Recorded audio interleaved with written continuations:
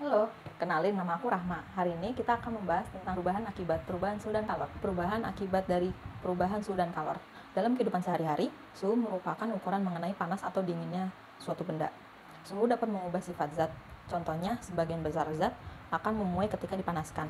Suatu benda yang dalam keadaan panas dikatakan memiliki suhu yang tinggi, dan sebaliknya, suatu benda yang dalam keadaan dingin dikatakan memiliki suhu yang rendah.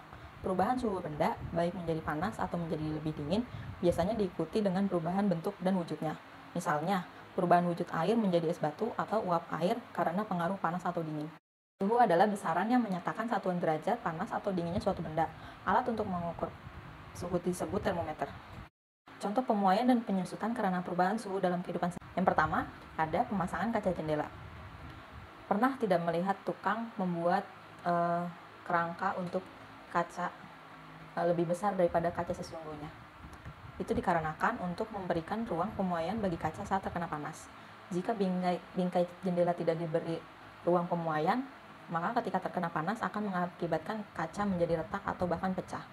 Selain itu, untuk menghindari keretakan kaca saat ada bunyi yang menggelegar seperti ketika ada petir atau suara pesawat yang terbang rendah. Yang kedua, ada ban sepeda. Jika ban sepeda motor maupun ban mobil, jika diisi udara terlalu banyak, maka akan tidak enak dipakai. Selain itu, mengisi udara terlalu penuh ke dalam ban, sepeda, atau mobil akan membahayakan pengemudinya. Ban yang diisi terlalu banyak udara dapat meletus dan mengakibatkan kecelakaan. Yang ketiga, ada kawat atau kabel listrik atau telepon. Kawat atau kabel telepon dan listrik terlihat mengendur dan tidak tegang dengan tujuan agar kawat atau kabel listrik tidak putus pada saat malam hari ketika mengalami penyusutan.